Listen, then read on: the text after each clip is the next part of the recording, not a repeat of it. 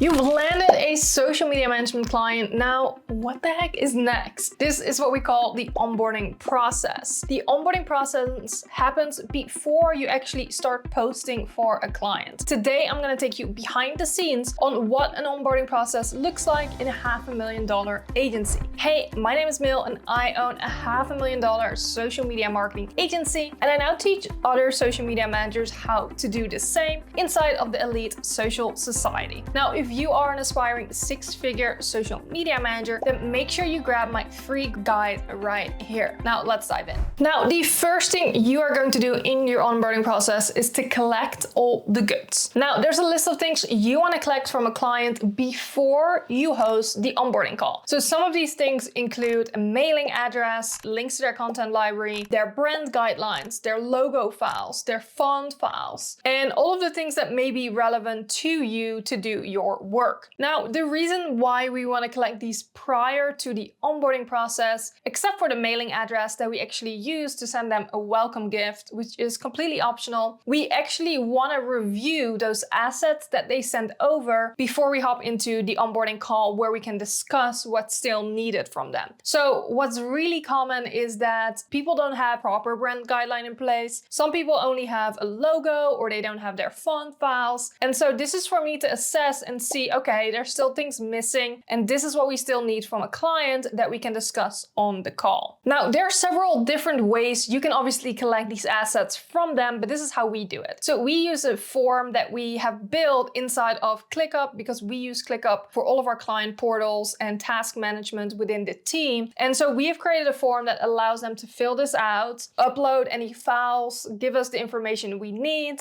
and we link that in the onboarding email we send to them. So that way they can click on the link and they can fill it out before the onboarding call. We'll send out reminders as well to make sure they fill this out. But this makes it really easy for them to upload, and it uploads directly into ClickUp where we have built out all of these client workspaces so that now everything is in one place. We don't have to search for the information. And then I will go over this in the actual onboarding call. So while you're collecting the goods, you're going to be setting up the client's workspaces, also known as a client portal. Now, this is especially important as you start to grow and have multiple people working on clients, even if it's just one more person besides you. Portals and workspaces we create is one inside of Google Drive. Every client will have a shared folders and shared workspace with us where they can upload any content, and it is categorized by months. We can upload Reels reports there that we can share with clients, but that is really our asset management with the client. Now, note that a lot of clients may already have a content library, and sometimes we end up using theirs, but in general, you still want to have this workspace so that you can share files together that you have created.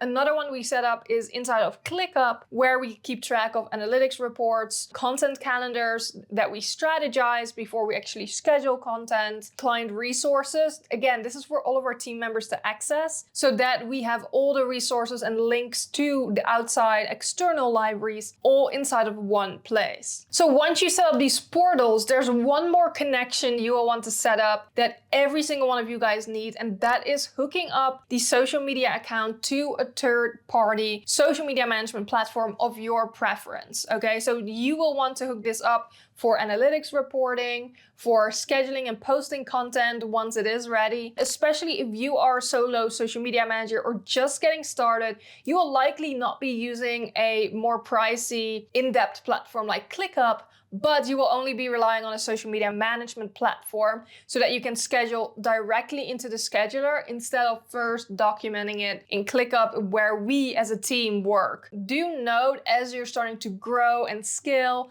and build out your team, you will want to have a task management tool like ClickUp. But for the time being, you would be good to go with just a third-party social media management platform and a file sharing management platform like Google Drive, Dropbox, whichever you you prefer. So now that you've gone through these logistics, it's time to actually schedule the onboarding call. So we only onboard clients at the start of the month, and we do this on purpose to streamline the process and to make it super easy and simple for yourself to do the same process over and over again. And so we schedule the onboarding call in the first week of the month. They can either schedule this through something like Calendly, where we share my calendar link and they schedule a time and date that works for you, or you can simply send out an email to a client and say, hey, what days work for you in this week? Now, in this onboarding call, you will go over a list of questions, and we have an onboarding questionnaire for this that you can actually find inside of my Thriving Social Media Manager bundle. That is just one of the many resources in there, and you can buy the bundle for $49 if you don't have an onboarding questionnaire. But the onboarding questionnaire will ask questions based on their target audience, how they currently distribute content, their goals, all of the things that you need to actually start working on their social media, their strategy, and all of that good stuff. I like to send over this questionnaire to a client before the call. They don't have to fill it out on their own, but it gives them the headspace to know what questions we're actually going over. In the past, I would ask clients to fill this out themselves, and that almost never worked out because they don't actually take their time and I don't have a chance to ask follow-up questions. So now how we do it is we will go over it together and work on it together in the onboarding call. So none of the parties have to worry about it until we get to the onboarding call. Now, one of the more important parts of the onboarding call as well is to log into their accounts. Now, the reason why I do this on call is because with two-factor authentication, it has become really, really hard to do this without being live on call with a client, where it sends them a text message, it sends them a code on email, you name it. It's easier if you're both on the call present so that you can get the logins out of the way.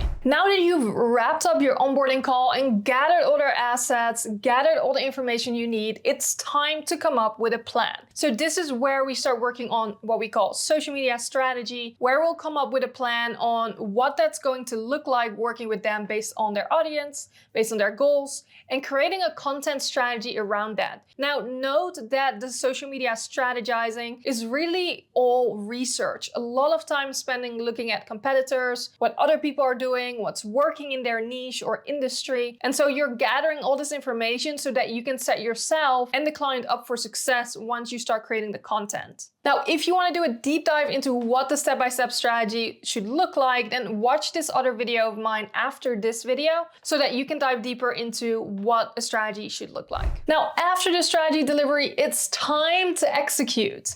I know we're still in the onboarding process, we're still creating their first calendar, and so now it's time to execute once they have approved the roadmap or the plan you've come up with for their social media. This is when we like to start mapping out their content calendar first so that we have an idea of what do we want to touch on, what topics, are there any important dates for them, etc. Then we can decide what posting formats are we using. Are we using video, photos, graphics, what assets do we have access to from the client? And then you can start forming and executing on the map so that you can start creating the actual content. Our onboarding process, we take about 2 weeks to actually prepare the entire content calendar for a month's worth of content. You're probably doing the math right now as we had an onboarding call, as I did strategy, and now we're in the content creation process. So our onboarding timeline takes anywhere between 4 to 6 weeks before we even start posting.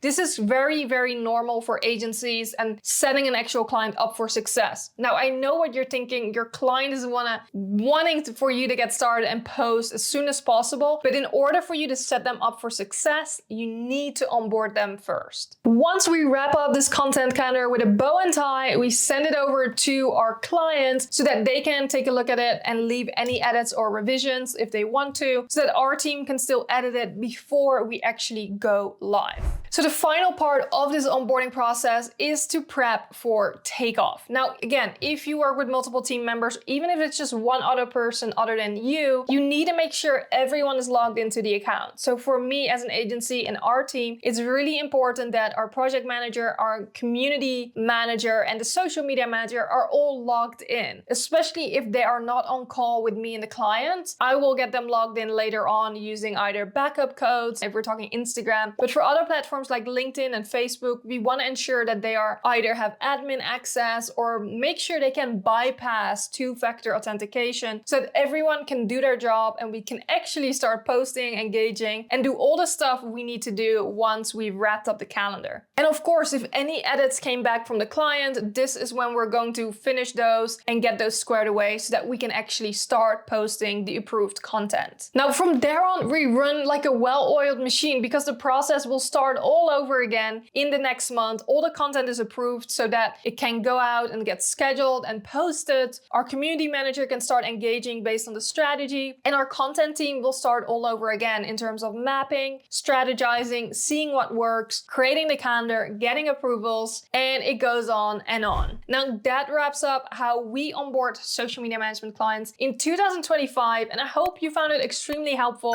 as I just walked you through the exact step-by-step that we use with our social media management clients. If you found this helpful, make sure you hit the like button, subscribe, and I will see you in next week's video.